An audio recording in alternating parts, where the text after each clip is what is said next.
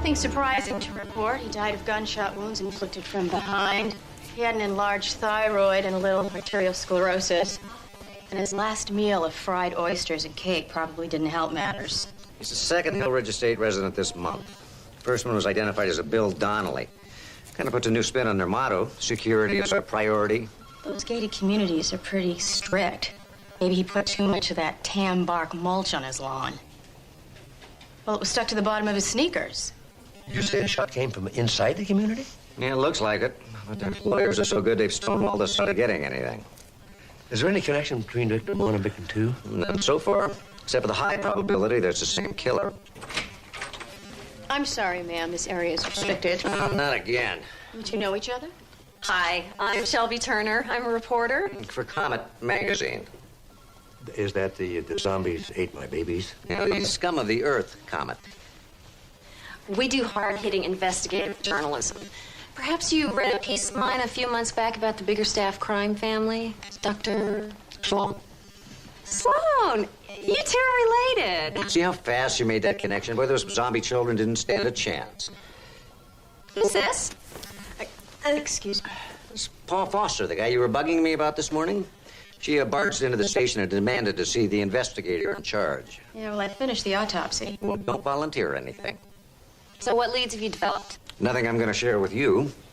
Well, there's more to this story than you realize. Foster called me. He told me that there were alien replicants living in that community. You're missing the bust of a lifetime.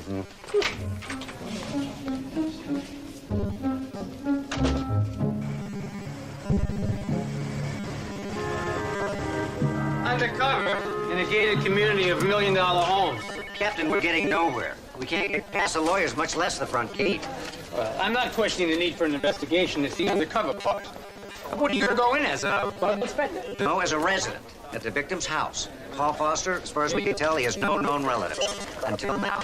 Well, what about places of business, known enemies? The usual. No, dead ends. The guy just moved here. He lives off his investments. We can't come up with any reason why someone would shoot the guy. What about witnesses? None. Well, what's your cover going to be? Opposition. Oh, come on now, think about it. It's perfect. My father's on staff at Community General. I can set up a practice there in 2 minutes. You can also perform a couple of surgeries. Pick up a little extra cash on the side. No, ear, nose, and throat guy. No scalpels, just popsicle sticks. You know, your cover is supposed to be convincing. How are you going to pull off being a doctor? Come on, Captain. I've been around hospitals and doctors all my life. For example, take that mole on your cheek. What about it? It's a congenital nevus. There's 1 chance in 50 that'll turn into a full-blown melanoma. Well, thanks for the warning. I'll cut it out later with an ice pick. Slightly misshapen, flat to the skin, no hair follicles. Yeah, it's a problem waiting to happen, especially if you have a history of severe sunburn. That hasn't changed shape recently, has it? You know, why don't we lay off the mole, okay? It's part of my personality. So, I have your permission to go undercover? Yeah. Just remember, no malpractice suits, okay? Oh, and I'm serious about that mole. Out the door's waiting. Yeah.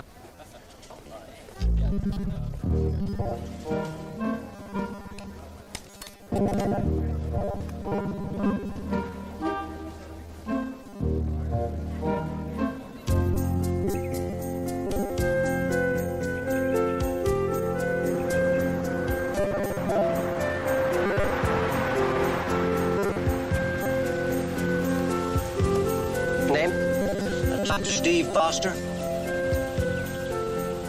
You, protecting us from killer bees?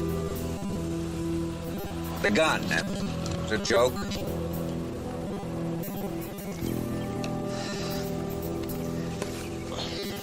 Welcome to Hill Ridge Estates, sir. Have a pleasant stay. Right.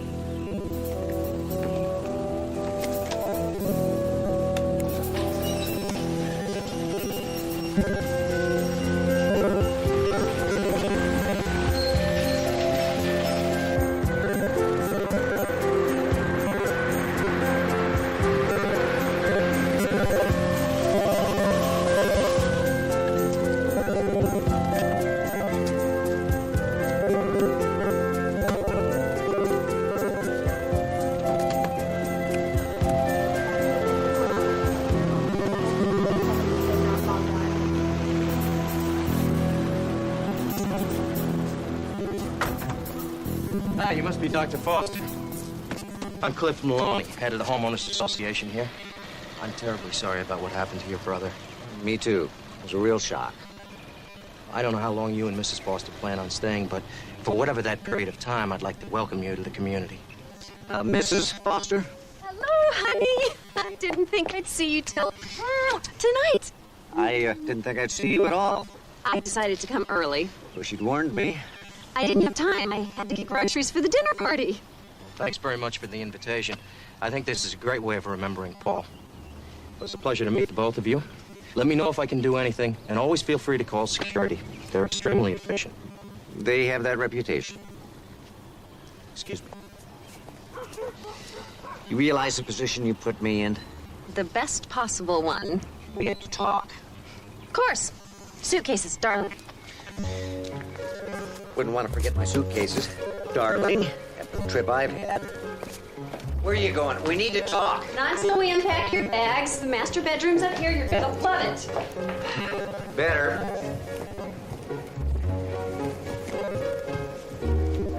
And wait till you see the master bathroom. It's gigantic.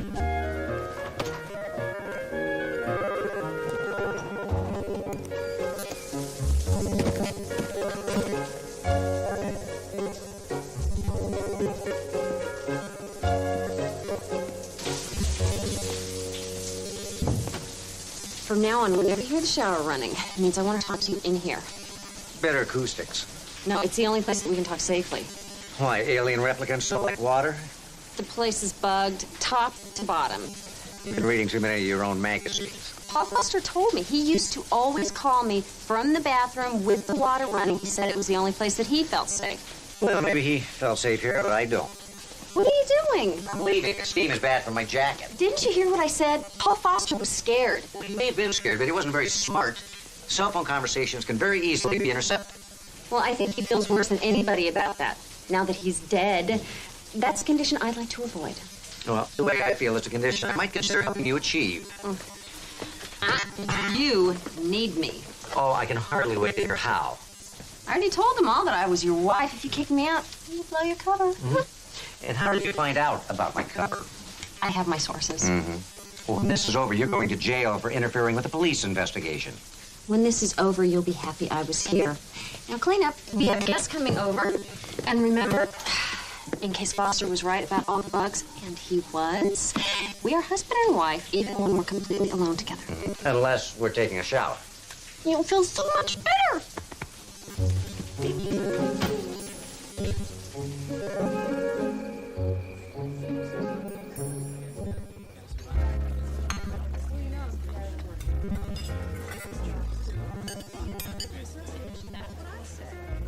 That's an interesting technique, picking up a fork like that.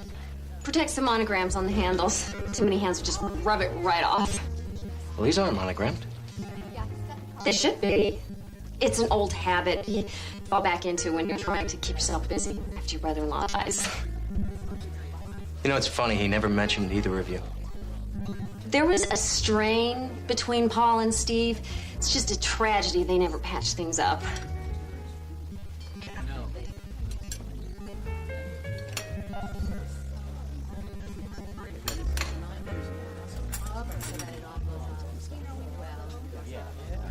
She's very efficient. Obsessed. Pretty. Annoying. How do you mean? Well, for instance, she thinks the whole house is bugged. Is it? Doubtful. You're not sure. No. I think I'd give her the benefit of the doubt. She's been 2 steps ahead so far. Excuse me, Dr. Foster. I've got some folks here I'd like you to meet. This is Charles and Frederica Harris. They're your next-door neighbors. And Frank and Kathleen Wolverton, they live down the block. Right. Dr. Steve Foster. This is Dr. Mark Sloan. He's my boss at Community General. Nice to meet you. Quite a neighborhood you've got here. Yeah, sure is nicer than our old place. Certainly more efficient. But dull.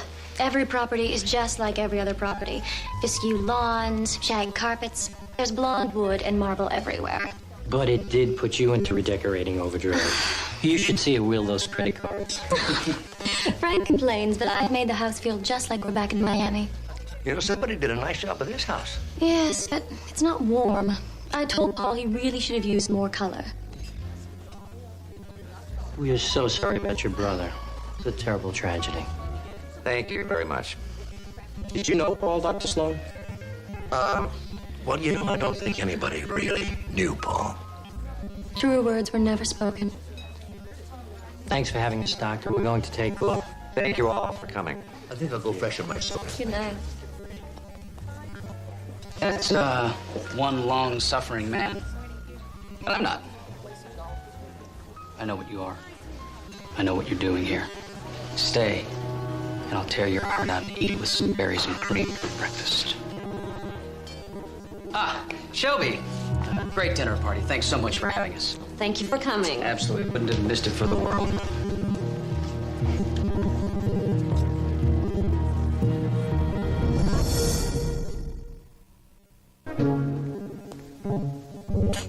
Darling, I need your help in the shower.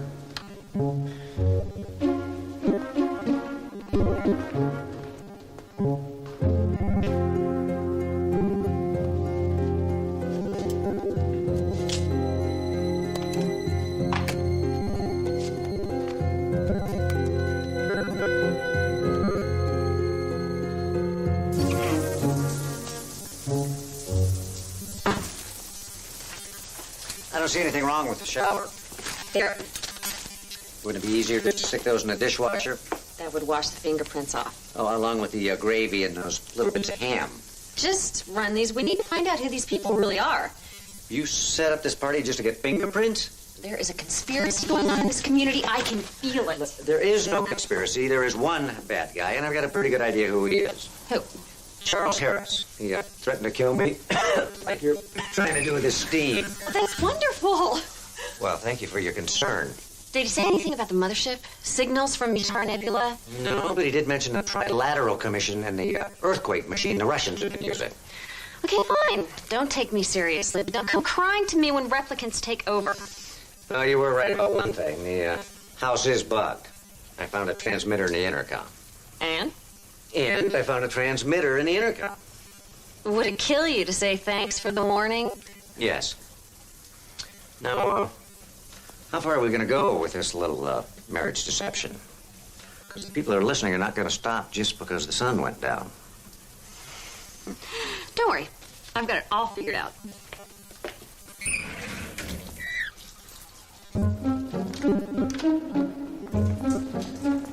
How can you be so insensitive, you pig? You can sleep on the couch again tonight. Till I change my mind. Men.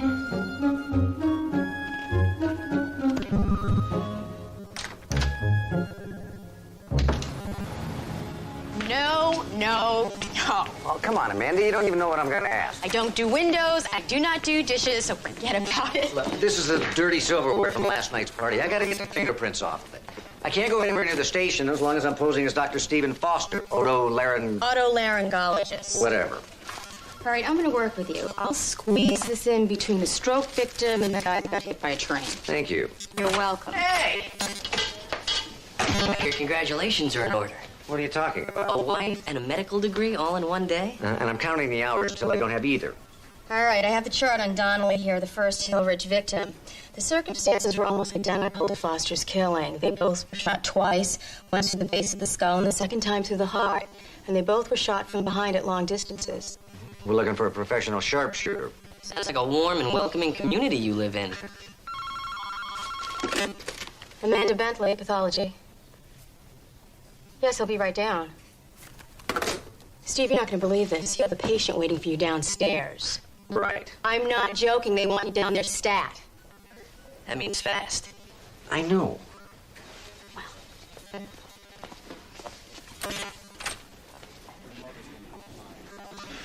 What am I going to do? What are you gonna do? You treat him, examine him, comfort him. Most importantly, don't hurt him. It's part of the Hippocratic Oath. I never took the Hippocratic Oath. You kidding me? In that cool jacket? That fancy name tag? You could have fooled me. You're enjoying this, aren't you? Yes, I am. All those times you dragged me into doing police work. All those times I stood face to face with death. You never stood face to face with death. All right, well, all the times I mistakenly thought I was standing face to face with death. This is payback time. There's some rubber gloves in that dispenser on the wall in case you need them. In case I need them for what? Probing. You're coming with me. I got rounds. I need a consult. Here's his chart. Doctor. Well, hey, Doc. I hope you don't mind, but I remember you saying you're an ear, nose, and throat guy. Well, I've been putting off getting this sinus thing checked out for the longest time. But who better to check me than Paul's brother? Yes, who better? Mr. Maloney, this is Dr. Travis. He's a promising young physician here. Learning at the feet of the master. Wow. Guess I picked the right doctor. So where did you transfer from? Private practice. So, Dr. Travis, what would your first diagnostic move be? Well, I think I would begin by examining the patient. Good answer. Oh, you're right. He's a smart one. You know, Paul never spoke too much about his family. Which of you takes after your dad? Our sister. Now then,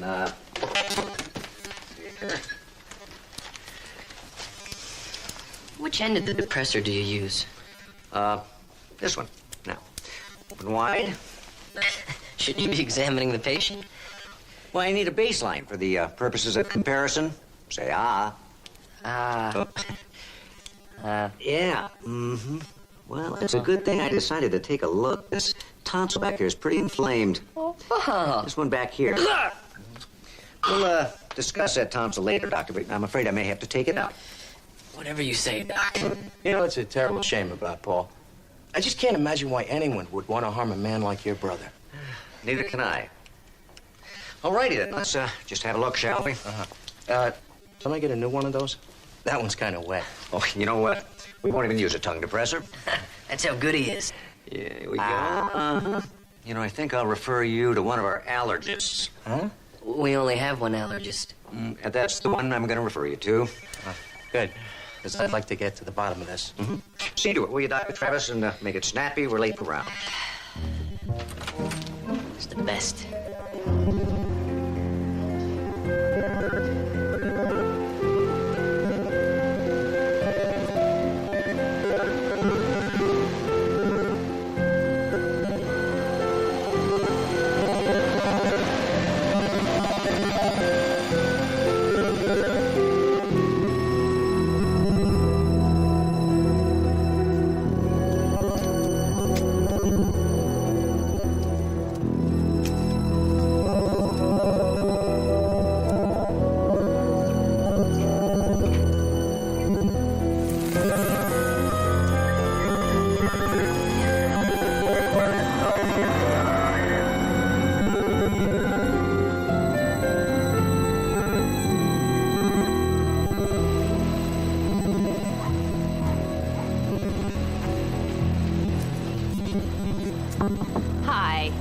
I'm Paul Foster's sister-in-law.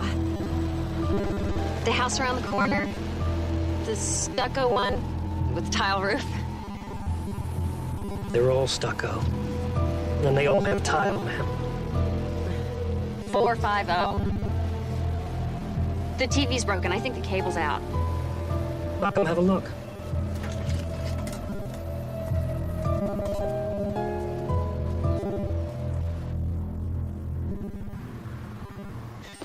Sorry we're late. Dr. Travis invited me to go on rounds with him. Oh, please stop discouraging him. The doctor invited himself. Yeah, I gotta maintain my cover. Someone's already come to check on it. With my luck, the whole community will show up for an exam. Well, while you guys were on your rounds, we were busy getting the fingerprint analysis done. That was fast work. Deceased. What's going on? All the guests at the party were already dead. Oh, that's impossible. They didn't look dead. I mean, they ate, they breathed, they didn't even smell bad. And he says he isn't a doctor. Oh, come on, you guys cooked this up, didn't you? This is a joke. No joke and no mistake. Honey, I'm home.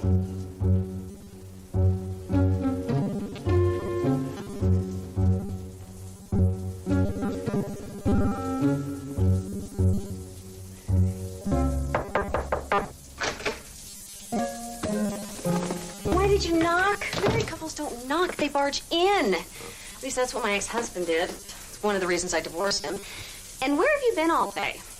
I would expect to be abandoned by my ex-husband like that, but you're a cop. You're supposed to be a more responsible spouse. Aren't you getting into this marriage role just a little too much? For your information, while you were out playing doctor all day, I was busy investigating. There were people walking their dogs. The dogs looked drugged.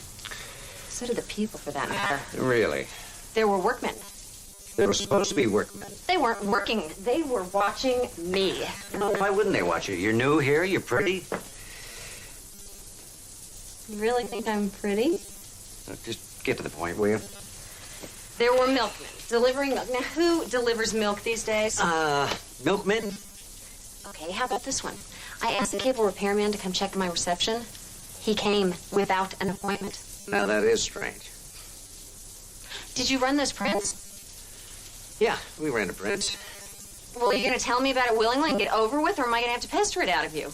Well, we don't have the whole story yet. And I'm sure there's a perfectly good explanation. But the fingerprints of every resident at that party last night belong to someone who was, already deceased. Dead people? Let's not rush to judgment. Let's just get the facts. This is better than alien replicants. I've got to call my editor. No, you're not calling anyone. The story's too big to sit on. You don't have a story, unless you're going to make one up. We're talking dead people. But I'm not letting you out of this room until you promise me you're not going to call anyone. I just don't want to get scooped. You won't. Whatever this place is hiding, they've been doing it for a long time, and they'll do anything to protect it. We have to be careful. Now, promise me. Okay, I promise. But I'm just a comet reporter, remember? Scum of the earth. I trust you.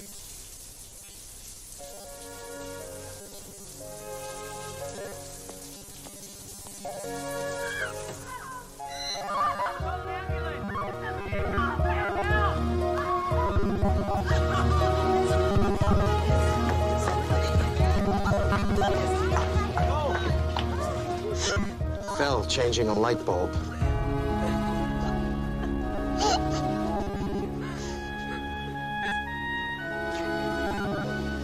He's dead.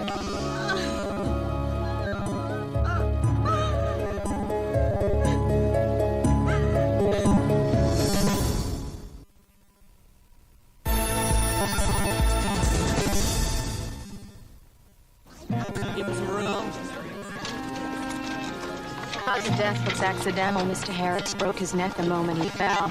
There's nothing anybody could have done for him. I wonder. You think the alien replicants got him? I think your wife needs you.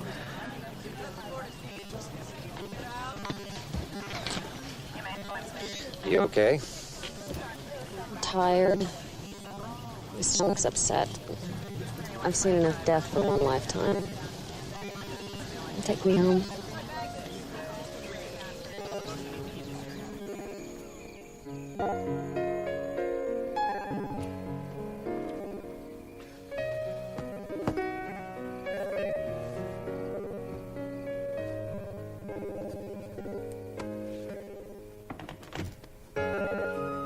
you going?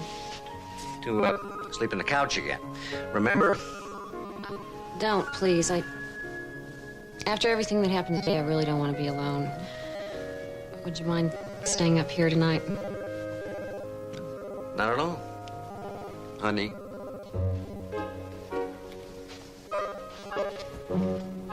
But I'm not ready to have you back in my bed yet. It's all right. I'll sleep in the recliner. Let's just try and get some sleep, okay?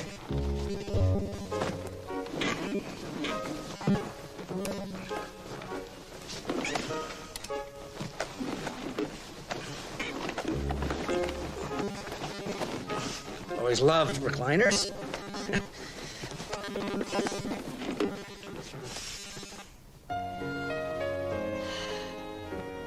Good night, honey.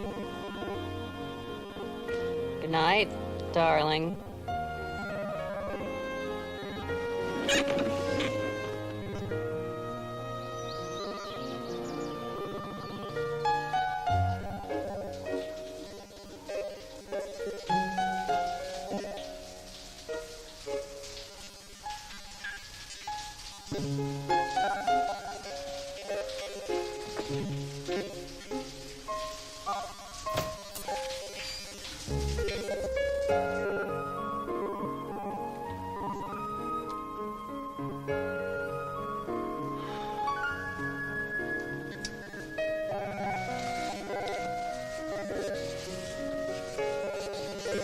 Thanks.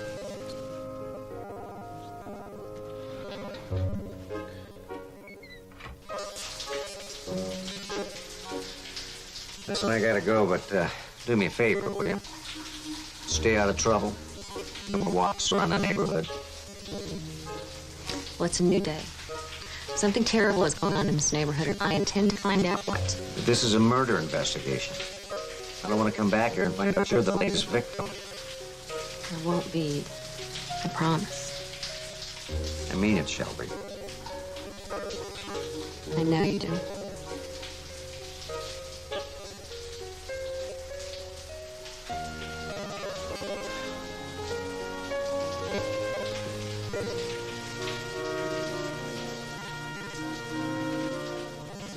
Charles Harris had a contusion on his forehead, undoubtedly caused by the fall from the ladder. He also had a badly twisted ankle from the same fall. But what killed him was a broken neck, plain and simple. I couldn't find anything else. I looked, trust me. I just don't buy this as an accident. The guy that threatened me at the party just happens to die in his own house changing a light bulb. You found traces of Synthroid in Harris's system. Nothing significant, just a therapeutic dosage. What's Synthroid? It's a thyroid replacement drug. Well, didn't you say Paul Foster had an enlarged thyroid? Yes, but he died from gunshot wounds, not thyroid disease. Yeah, but I still think we ought to do a few more tests to find out what else our two bodies have in common. All right, this is a partial gene sequence on both men, but the number of correlations is no fluke. What's the percentage? You tell me. I'll highlight them. 3 out of 4. What's it mean? Well, if Amanda were to run a test on you and me, we'd match up about 50% of the time. And because I'm your father, I contributed 50% of your genetic material. Your mother contributed the other half. See, there's only one way that two people can match up 75% of the time. They were brothers. And they kept that a secret even though they lived across the street from each other? Why? What the hell is going on? I don't know. Certainly puts a different spin on Harris's threat. You know, he knew you were an imposter. He probably thought you had something to do with Paul's death. He was terrified of you. Did Shelby ever explain why Paul Foster contacted her, of all people? Well, I assume it's because she was the only person that would listen to a story about alien replicants. I wonder.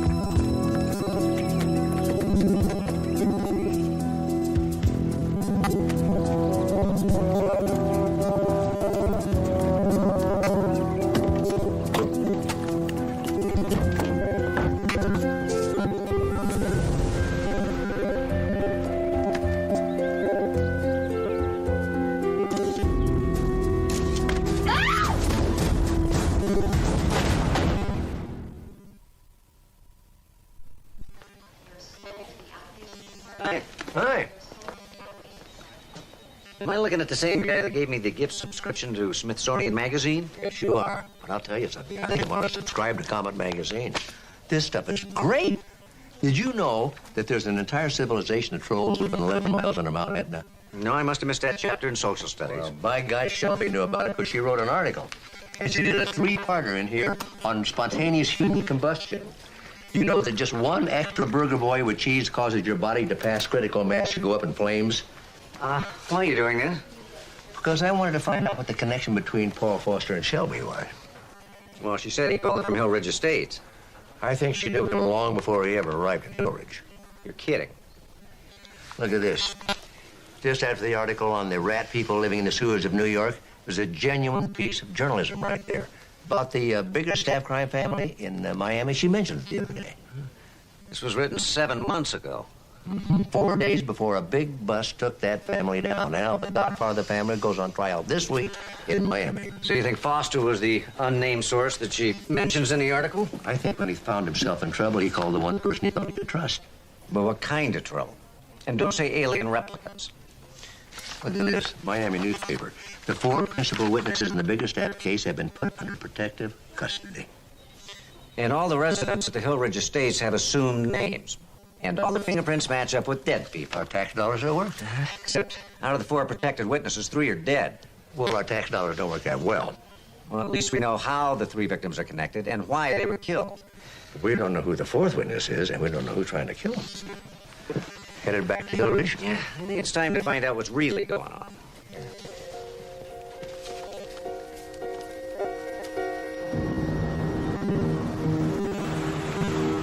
Hello, Dr. Foster. Hey, Phil. Want to get the gate for me? It was a geranium, wasn't it? I was supposed to plant narcissus.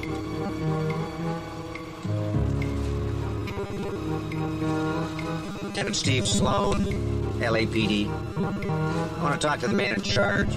That's good, because he wants to talk to you. We already know who you are, Lieutenant. But thanks for your willingness to share. Oh, and thanks for the soda. It's a well-stocked kitchen you've got here. Thank you. Now it's your turn for the ID. And not the one that says Clifton Maloney. Your real ID, your FBI badge. Who said anything about FBI? Unless you guys have turned the witness protection program over to the Forest Service. You're FBI.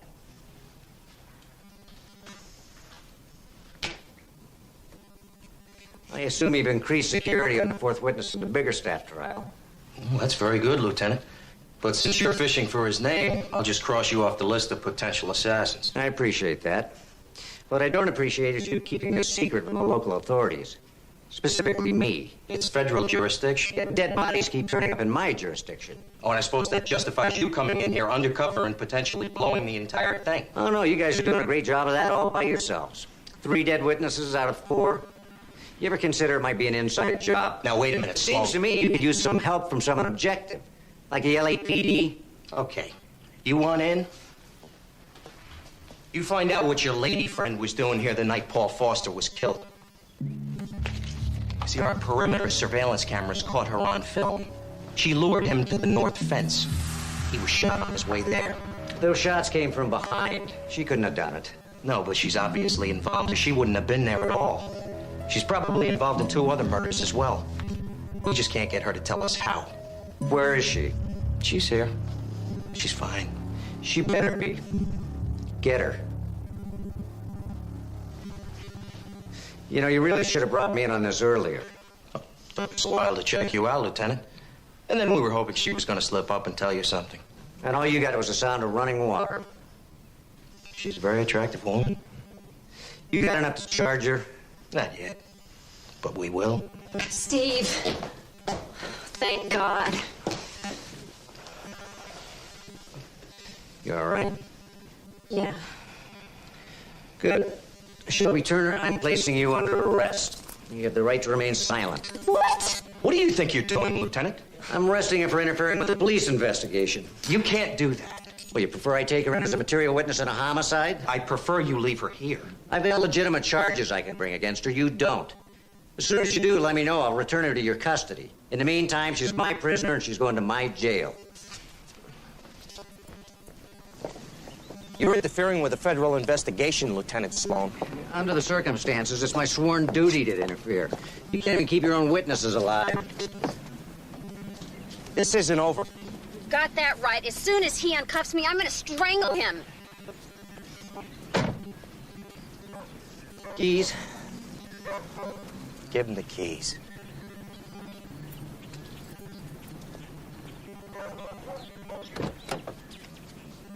If you take me to jail, I'll kill you. I swear it. But tell me you don't believe him. You make it kind of hard when you keep threatening to kill me.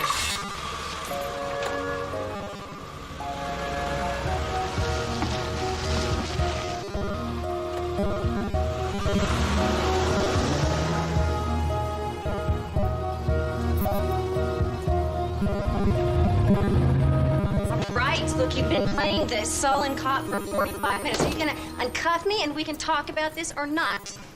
I really should arrest you, you know. I didn't kill Paul Foster. I know. Well, then why are you pulling this "it's my sworn duty" thing on Maloney? Because I can't leave you with someone who might have already killed 3 people. Now tell me about Paul Foster, and this time tell me everything. He was my source inside the bigger staff crime family. 7 months later, he calls me up and he tells me he's got this even bigger story, but his life is in danger. And he needs me to help him survive. So he arranged for you to meet him outside the Hill Ridge Estates that night. I didn't lure him to his death. I didn't have anything to do with any of it. You believe me, don't you? You make it difficult. I know. I mean, really difficult. I know.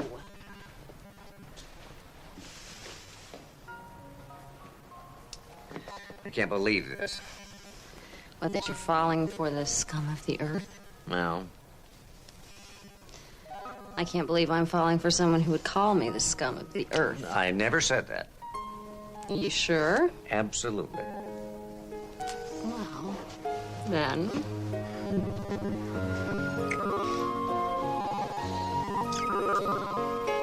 You really believe in spontaneous human combustion? Let me show you how it works. Ah, I see you're still on the Hill Ridge Estate case. You know, he's not really a doctor. He just likes to pretend.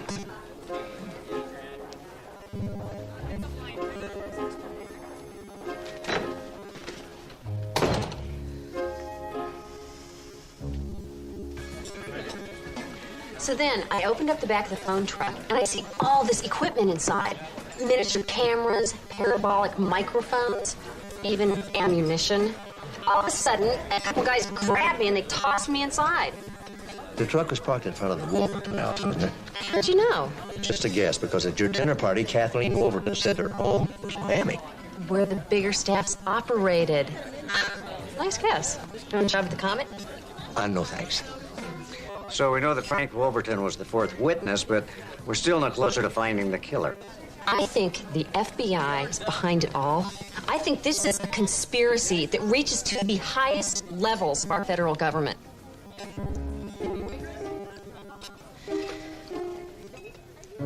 Sorry. Sometimes I can't help myself. Did you see Frank Wolverton at all today? No, I did see his wife, though. She said he was hiding while the workmen buffed her new hardwood floors. She's obsessed. More than that. You noticed more than you thought you noticed. Amanda, I'd like you to do a recheck on an autopsy for me. I'm giving her back. I already called Maloney. He knows what's coming. Boy, the Wolvertons really have a nice place. She's not in handcuffs. When I changed my mind about arresting her, I decided to start dating her instead. Well, Mrs. Wolverton, you were absolutely right to redecorate places lovely. Thank you, Dr. Sloan. Tiffany and I also just love them. And a Persian rug. Oh, much more attractive than shag. You stopped by for the home and garden tour? I agree. Shag sheds, and it's hard to vacuum. Although, you know, Persian rugs will shed, too, especially if they're hand-tied like this one. I had the medical examiner recheck the autopsy report on that first murder victim. Mm-hmm. Sure enough, the same kind of carpet fibers on his pants leg. Really? He must have been visiting the Utleys. I believe they have new rugs as well. And the hardwood floors, they sure can make a house a home, can't they? That is, when the varnish dries. They do tend to stay tacky for a while. Well, you know, even when varnish sets, it still can be really sticky on your shoes.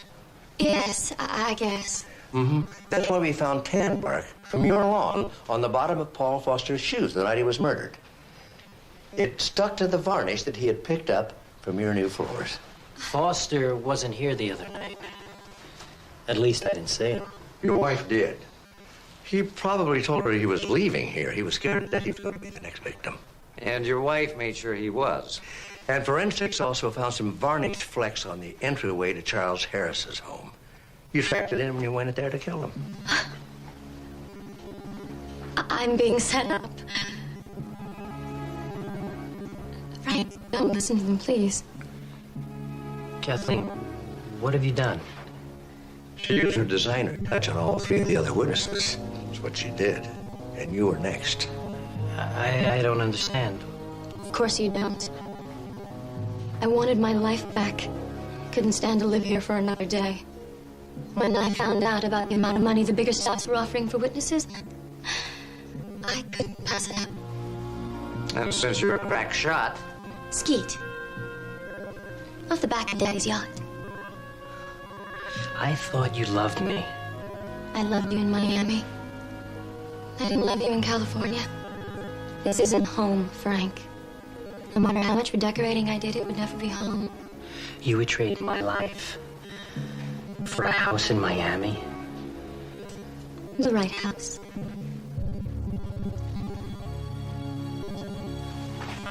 Put her in handcuffs. How'd you figure this one out?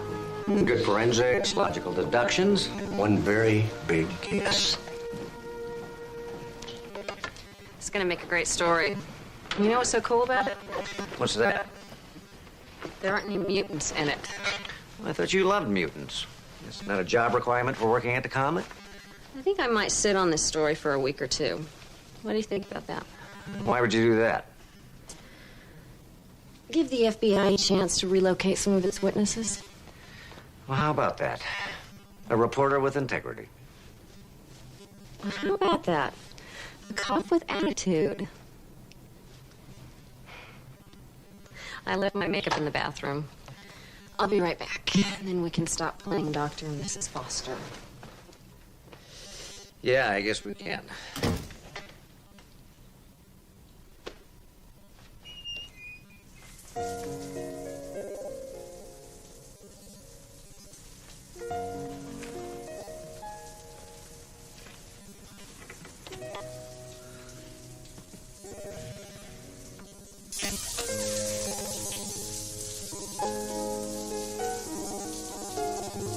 There's no one listening anymore, you know.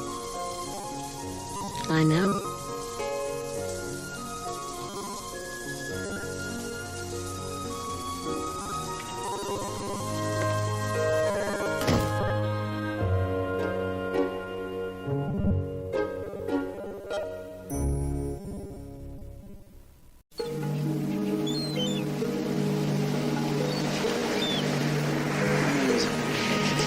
So give him the hold.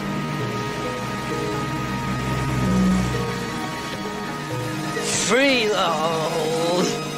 Up there, down and clocker those mockers. I left Sophie this morning.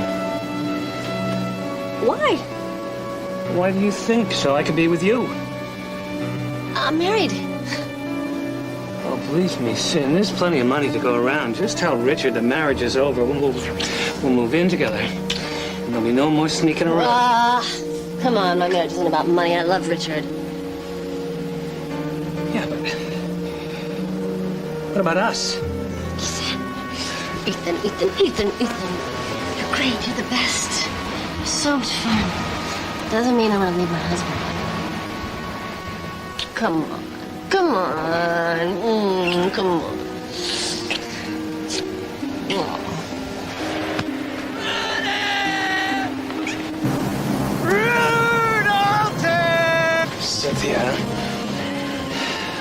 You mean everything to me. Ooh, flatterer.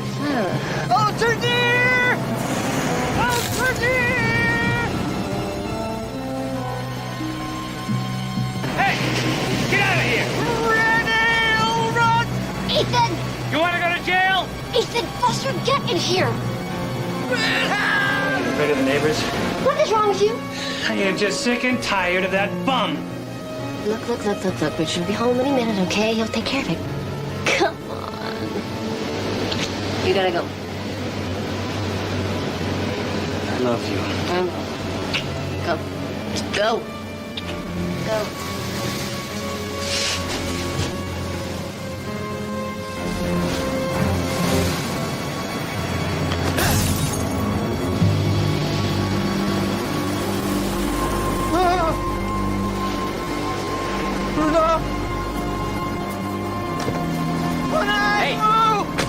Hey. Sorry, buddy, but you're gonna have to take it somewhere else, okay? I'm Guru Roy Diane. Well, Roy, you're gonna have to find a better place to camp. No. Look, I'm really sorry that you're creating a problem. No, you're Enrich. I'm not even a boy named Sue, okay? Father Seton will kill you. Don't threaten me. Hey, Father Seton will kill you. That's it. Stay away from my house, all right? Enrich! Father Seton will kill you. Enrich! Father Come on, Seton. Come on. Okay. Let's go. Father Seton. Father Seton. I'm not Enrich. Good. What is your name? Sol Agnew Gore. 2 vice presidents. And bipartisan to boot. You know, I'm impressed. Has the doctor ever put you on medication? Jesse, could I see you for a minute? Get out of my head! George? Help me. Help me. Father Seton wants to kill. George had such a wonderful creative mind. You know, I remember one day I was teaching, and George raised his hand and started talking. He wasn't making any sense at all. And I thought it was me, that I didn't understand his thinking. Then he started talking about voices in his head, and it was the beginning of schizophrenia. Couldn't you get him to agree to hospitalization? We got him into treatment all right, but he just walked right out of the hospital. Never came back. Well, Steve and I found him wandering around the beach at Venice, and we persuaded him to come back into treatment. And then? Well, you know, pharmacology wasn't as sophisticated as this today. He complained that the medication made him groggy, made his mouth twitch. Tardive dyskinesia. Exactly. And you couldn't get a 5150? Well, he wasn't showing any violent symptoms at all, so we couldn't hold him involuntarily. So the third time he turned down treatment, we had to let him go. Couldn't do anything about it. Cynthia told me you left your wife. How's Elliot taking this? Well, he's 14 and furious. Are you sure you can't stick it out until he gets to college? I don't think it's a little too late for that now. Are you sure? Well, what about you? What about me? If Richard had a fling, would you forgive him? Richard doesn't have flings. No, supposing. Oh. Well, I guess you don't know the answer to that till it happens. It's not a worry, believe me. What about you? If Cynthia had an affair, would you forgive her? I don't know. I mean, I guess it would depend on the circumstances. I did the unpardonable. I fell in love. Wow. Is this woman in love with you? I thought she was. She's a happily married woman, this lady, isn't she? How can you possibly know that? Oh, well, see, now, a single woman would be thrilled to have Ethan's announcement, but a married woman would choose a married man because a married man is safe. Oh, great. So, to me, she's the love of my life. To her, I'm merely low risk. Yeah, but why would a happily married woman have an affair? Oh, come on. Change? A little excitement? Taste of the forbidden. Well, I must lead a very sheltered life then.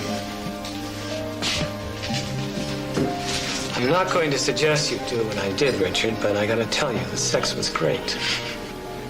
What are you gonna do now? Get on my knees and beg. Well, that's great. I think Sophie will listen. He's not talking about Sophie. Are you?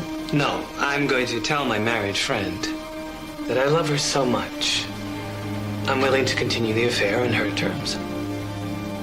Well, she should tell you to go straight to hell. But when you say it like that, she just might say yes, Ethan.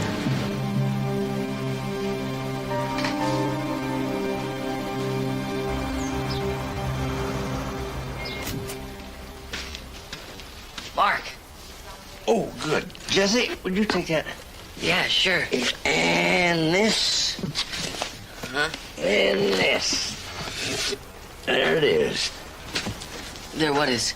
Well, it's hot in here. I was trying to figure out why I had the only office in the hospital that wasn't air conditioned. What do you want me to do with these? Just put them in empty space someplace. Oh, that stink. Uh-oh. Well, that'll do it. What are these for? Oh, I found an old crossword book of mine, which is why I bought all these dictionaries the last time I was trying to do them. Huh. Maybe I could help. You do crosswords? I've got one here for you. Try this on for size. Musician of many words, 8 letters. The middle 2 letters are D and H. Sondheim. Stephen Sondheim. Of course. I was trying to think of a syllable that started in DH. Like Dharma, the Hindu principle that rules the universe. That's right, that starts with DH. Jodhpurs? You're very good. It's just a quirk or a trick. I don't know. It's a talent I have, I guess. Not faster than I am. Did you want something? Yeah. Dr. Burke said that George is stable and he's ready to release him. Oh, no. Yeah, so maybe you can go talk to him. Well, he's not going to listen to me.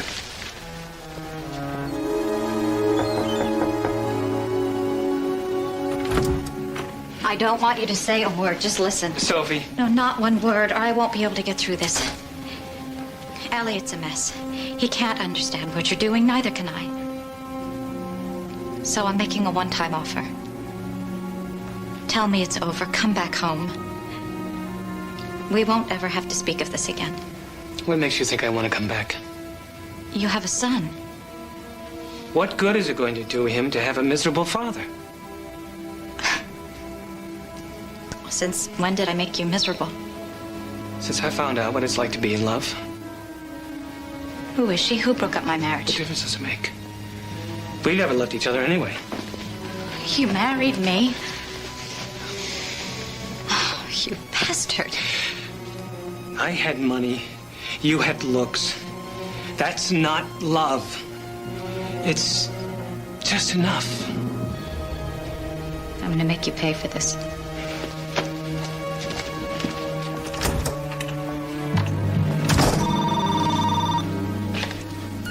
Hello. You alone? No. I seem to have an extra pair of tickets for Aida tonight. Care to join me?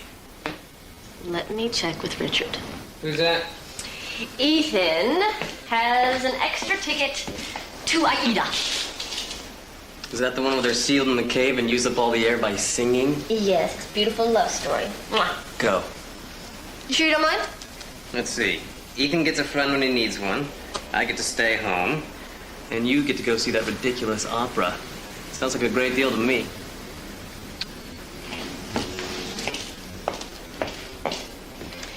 We're on. He doesn't know a thing, does he? Nope. Say, listen, I have to be at the Beverly Hills Hotel. Why don't you pick me up there, 6? Yeah? I'll see you then. Goodbye. So the police didn't press any charges? They hardly ever do in cases like this. Well, then maybe we can have him arrested. What for? I don't know. Disturbing the peace. Well, he spent a couple of days in jail. That doesn't sound good to me. He's just gonna be back out on the streets again. If I can just get him to stay. George. No. You don't even know what I'm going to ask you yet. No. George, if you could just stay a few days, we can adjust your medication. No. You could have some clean clothes, nice bed. It may be too late. Too late for what? Father Seaton is going to do something terrible. Sorry. Is that who I think it is? Yeah, George Lawson. Could have been a great doctor. One-eyed mule. Alien jumpers!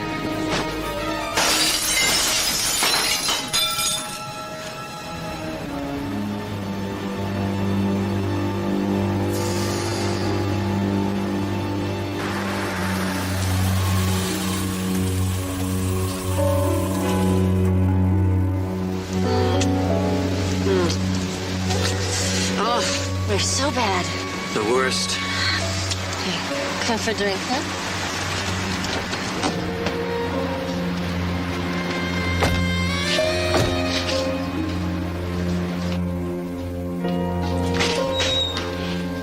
Richard, you come with us. What is that? No. What is that? Come on, I'll call the cops. Come on.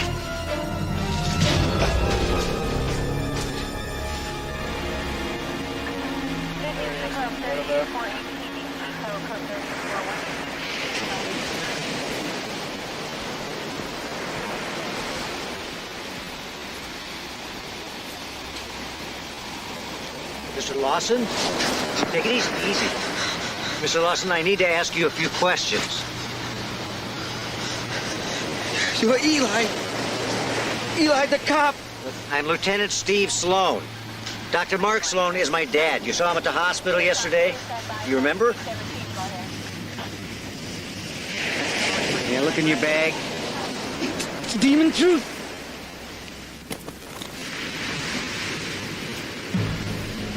Are these yours, Mr. Lawson?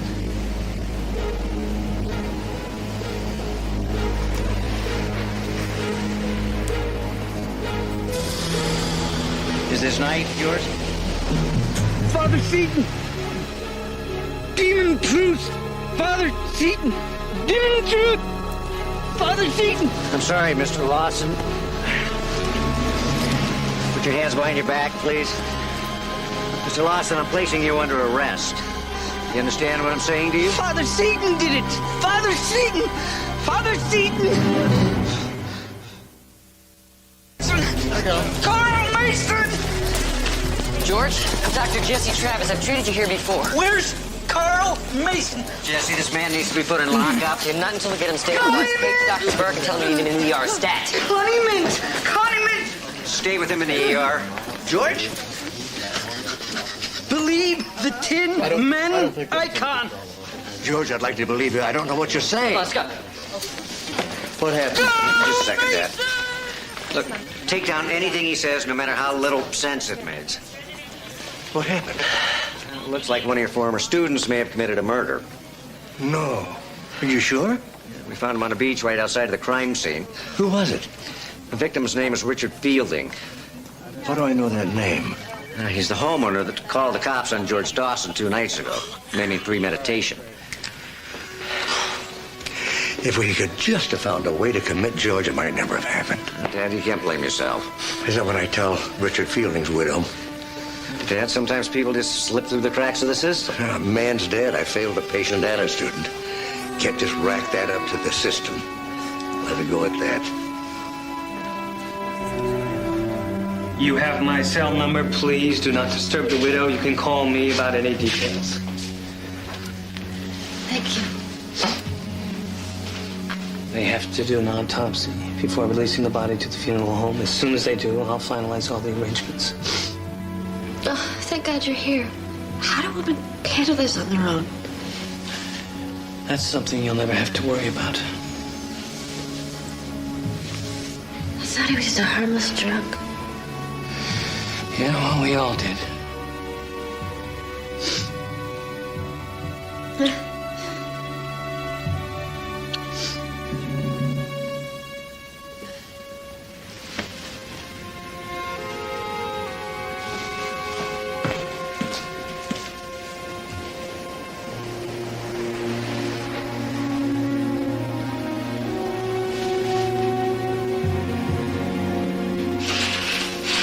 George, you know what happened? I didn't take my medicine. And then what? Drank West Crop. What does West Crop mean, George? West Crop. means west crop, you know, another word for pine chew. Tell me something, George. Do you know what a knife is for? Cutting. Cutting what? People. Doctors cut people to heal them. And were you healing Richard Fielding when you cut him? I didn't cut him. Who did? Father Seton. Father Seton used a knife to kill. George, is Father Seton in your head? Sometimes. Like you. Like him. Like an itch.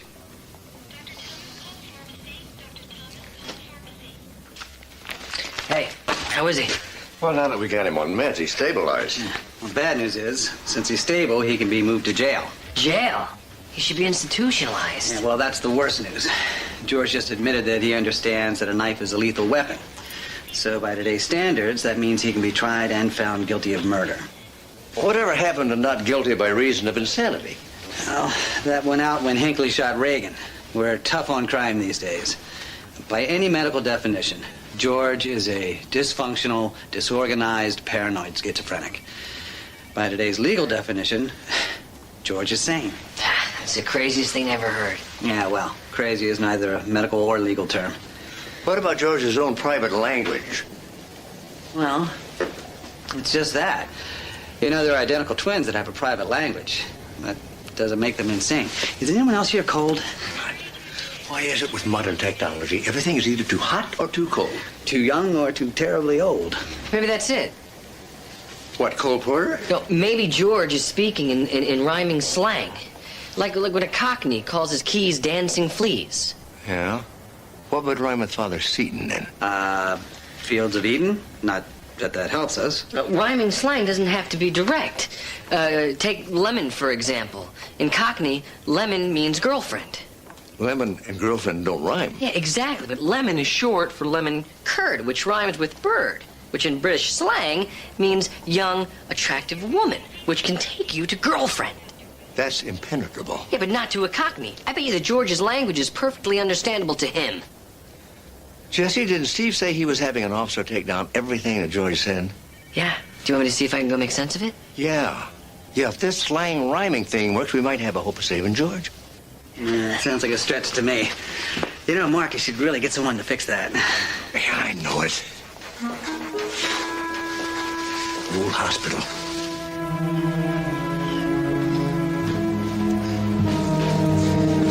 Mr. Foster, I'm looking for Cynthia. She's not home. Now, maybe we could come in and talk to you for a minute, then?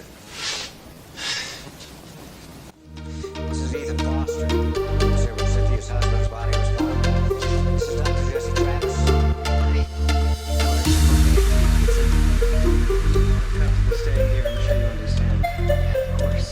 You know where she's staying? The address.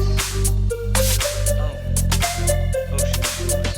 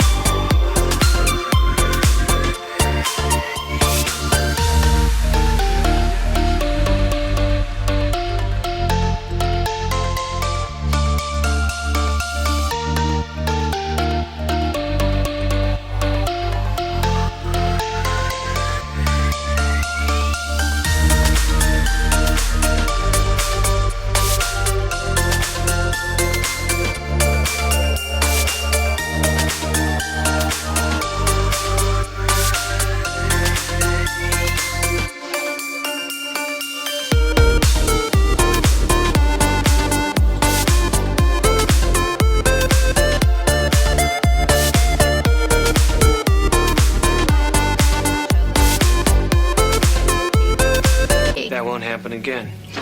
It won't have to. Believe me, I have no intention of coming back here to where you humiliated me. What are you doing, Sophie? Following you. Did you know that you can see our opera seats from the side loge? Oh, you and Cynthia were so sweet, nuzzling necks as Radames and Aida sang their farewells. Tell me, did Cynthia know you'd murdered her husband just hours before? The police have Richard's killer in custody, sweetheart. No, dear. The police have the man you framed in custody. You know, you never were a very good listener, Ethan. Now, I want you to try very hard to actually hear what I'm saying. I followed you from here. I saw Richard let you into the house. I saw you kill him. Why haven't you gone to the cops? We have a son. If knowing that you're a murderer has made me as sick as I am, and I am very sick now, Ethan, what would it do to him? No, Elliot is never going to know that his father is a murderer. He's not going to have to live with that. That's a very wise decision. My silence comes with a price. That kind of undercuts the sanctimonious rage, but go ahead. You have my undivided attention. That's a first. Just tell me what it's going to cost. Everything. The house, bank accounts, the stocks your partners draw. Everything. Or else what? You go to the police, you do that, it'll be a media circus, go on for months. Is that what you want for Elliot? You said it yourself. He'll spend the rest of his life on a psychiatrist's couch. Are you really going to do that to your son? I don't have to go to the police. The only person I need to tell is Cynthia.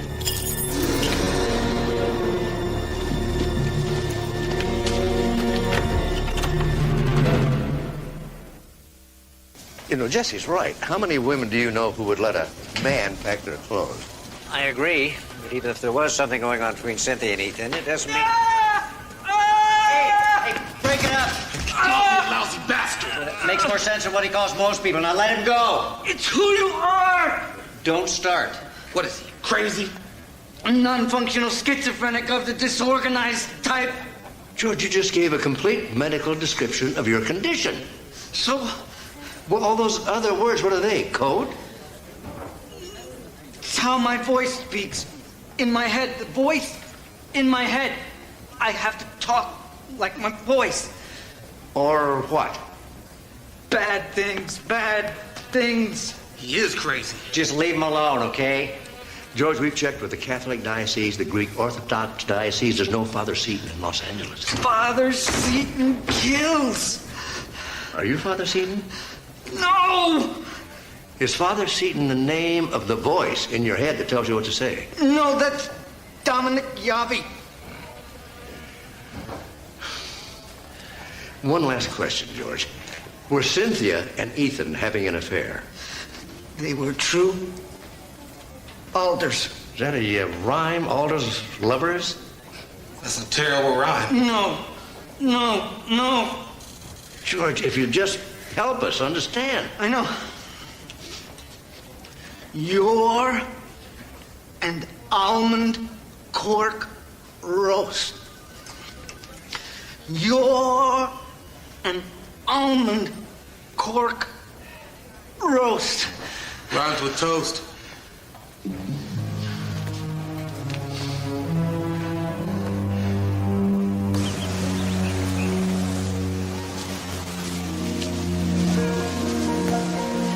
Yeah.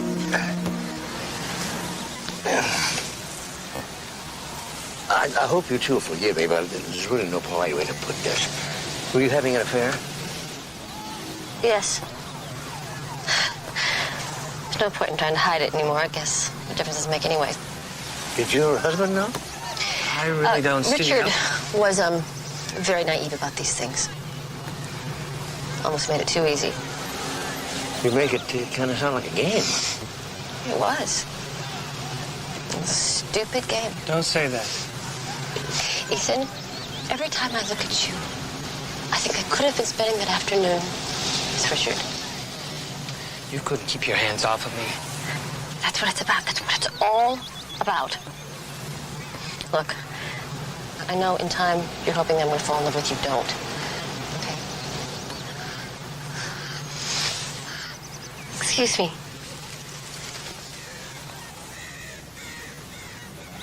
Would you please leave us alone? I take it the romance was not a game to you. I hope you're satisfied.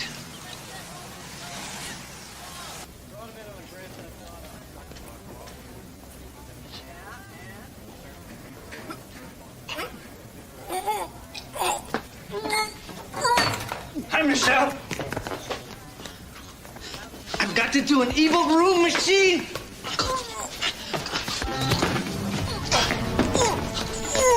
Help! Help! Heat shock! Howard Union Sound! What's going on? See the breaking leg!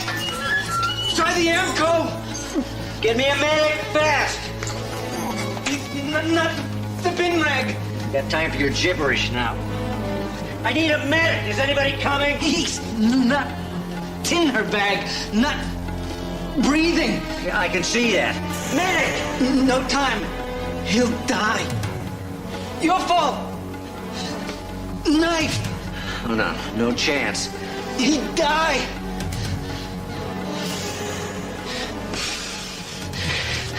Hope I can do this.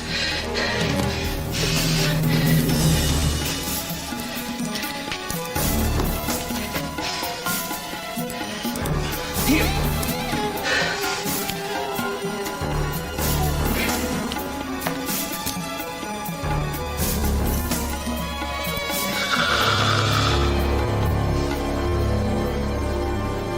In the bar? Yeah. Guess we could all use a drink. Evil hell. Evil hell.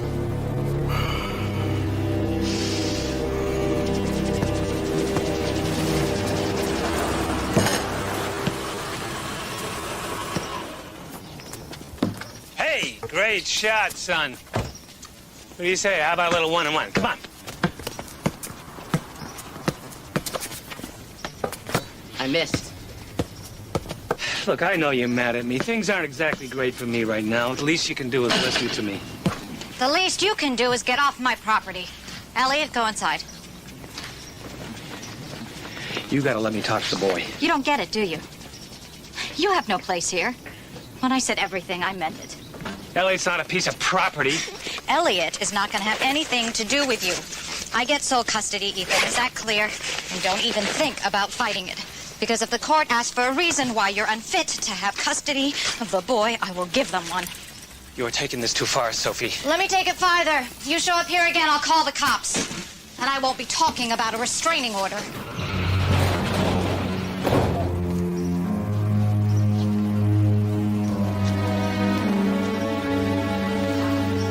Ed, you still trying to fix that AC? Yeah, I thought maybe if I covered half this vent up, it'd work. Oh, I'm glad you're here. Second pile, third book. What? Third book down. I got it. Modern anagrams. How'd you know? Know what? Well, anagrams. George is speaking in anagrams. Anagrams? Yeah, anagrams. You know, when you take the letters from words and make other words out of them. Well, Mark said that George called him an almond cork roast the other day. So? So, I ran it through the computer. Almond cork roast. You can do anagrams on a computer? Oh, yeah. It takes the computer about 12 seconds, what it would take me hours to do. And what does your computer tell you that the almond cork roast means? Dr. Mark Sloan. And Father Seton must be an anagram, too. Yeah, for Ethan Foster. George wasn't raving. He was naming the killer.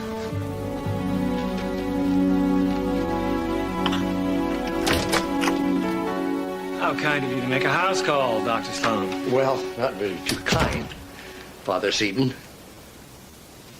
I'm sorry, what did you call me? But not me, George Lawson.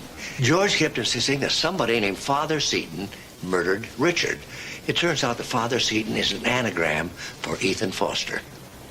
Oh, great. So a madman's anagram means I'm guilty of murder. Well, I mean, there's a few other things, too, like the knife.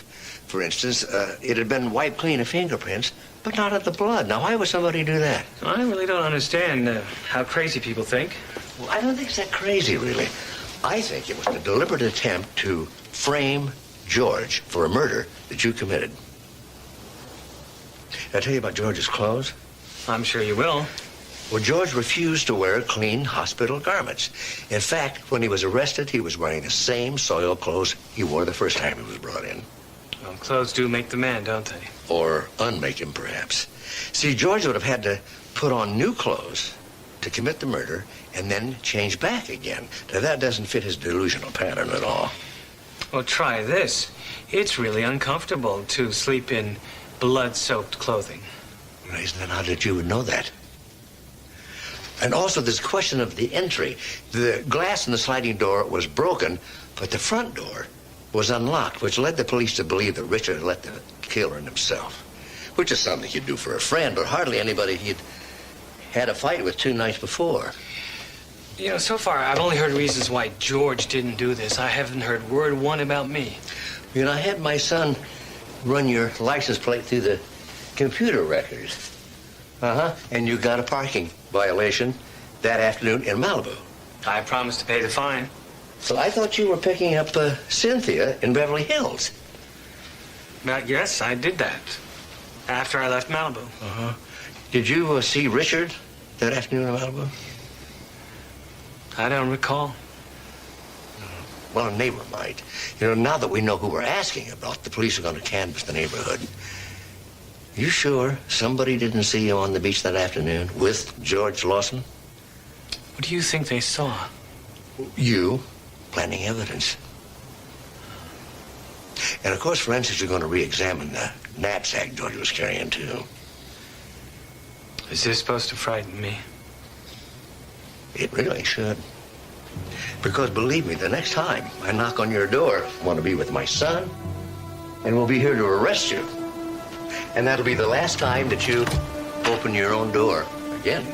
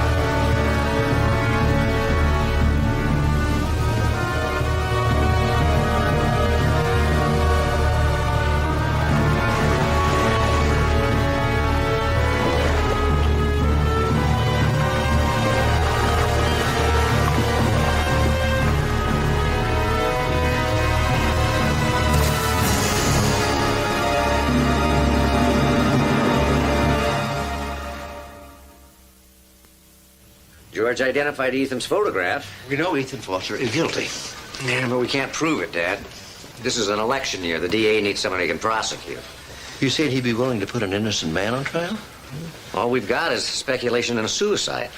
And it might be able to talk him into accepting a plea of insanity. But then poor George would be institutionalized for the rest of his life. At least he'd be getting treatment. But the thing is, he would know he was being incarcerated for something he didn't do. You gotta admit, it's not good.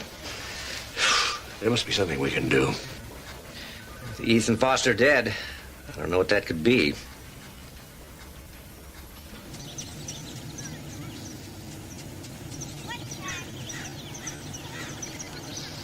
They said I might find you here. Oh, God, Sophie, I just heard.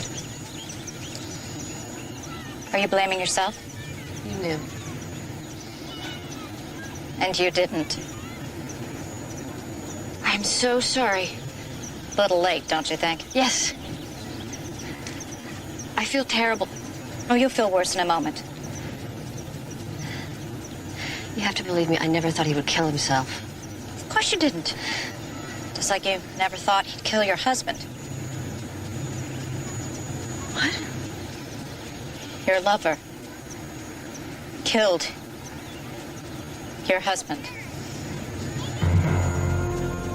Why? To be with you. Told you you'd feel worse. Ethan loved you so very much. This is a nightmare. What were you thinking? That you were having a harmless little fling? Yeah, that's all it was. Well, 2 men are dead, thanks to your little adventure. Your husband and mine. Oh, I bet it doesn't feel so harmless anymore, does it?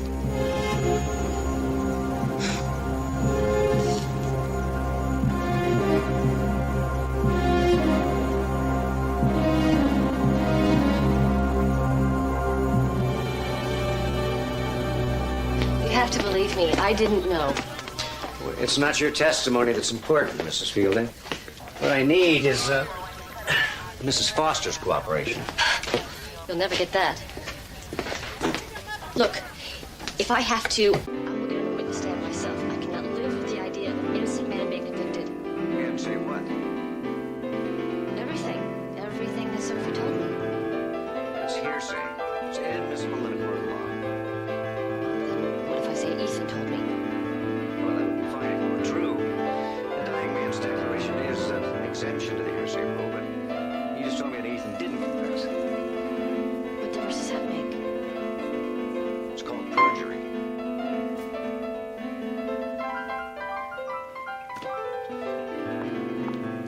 Are you sure I can't give you a hand? Thank you, Dr. Slav, but I cannot.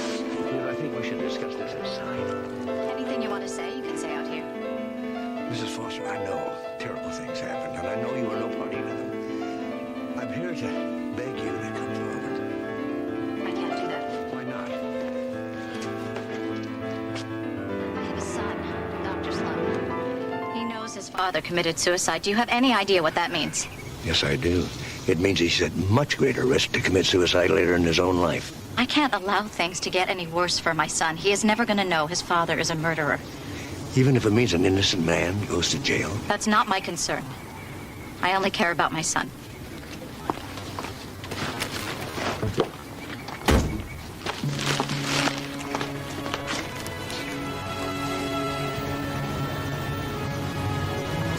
Hey! Hey! I'm afraid you need to go back now, George. How dare you? What are you doing with my son? Mom, I was just hanging out with my friends. What are they saying to you? That man needs help, Mom. Come on, man. He's homeless, he's sick, and he's been accused of murder. It's none of your concern. There's this woman, and she knows that he didn't do it. She can prove it, but she won't. Did it ever occur to you that this woman might have her own reasons for keeping quiet? What are you talking about? What if this woman, what if she's afraid for her own child? I don't understand. What if she doesn't want to cause her own son pain? Mom, if I were that kid, I'd rather feel the worst pain in the world than discover that I was responsible for an innocent man's conviction. You haven't told him, have you? No. Told me what? Told me what? I hope you're right, that this is the right thing, Dr. Sloan.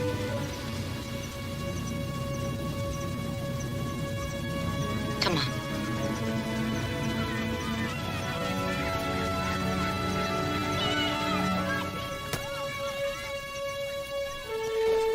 But you haven't seen Barbara himself? Listen, Cheryl, something just came up. Could you stand on alone for a couple of more hours? Call me if anything happens. Mrs. Foster, if you have something you want to tell me.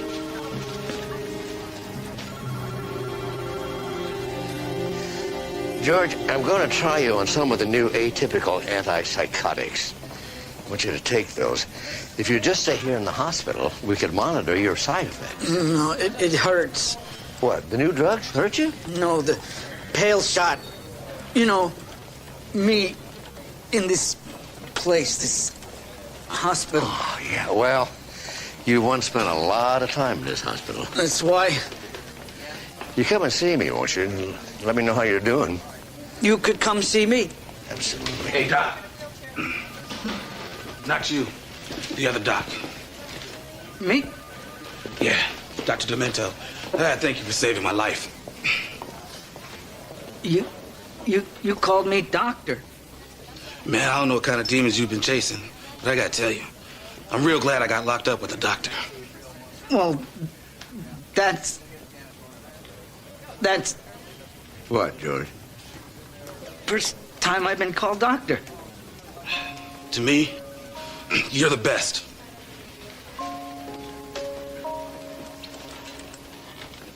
You, been released, have you, Brad? Yeah, they only had me on a drunk and disorderly. What about you, Doc? You gonna be okay? Well, I don't know. Some days are good. Some days not so good. Yeah, tell me about it. See ya.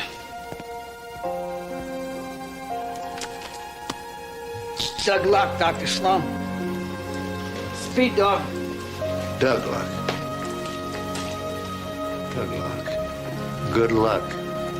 Speed dog, Godspeed. Same to you, George. Doctor?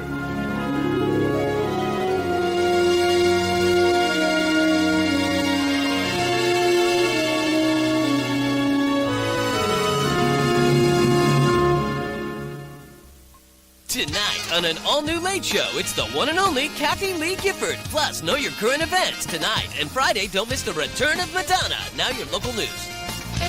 I'm Matt Mulcahy. I'm Maureen Green. Coming up next on Eyewitness News 5, breaking news from the campaign trail. George W. Bush admits to a prior drunk driving arrest. And as you saw earlier on 48 Hours, abandoned buildings can become fiery death traps. We'll let you know what Syracuse is doing about the problem.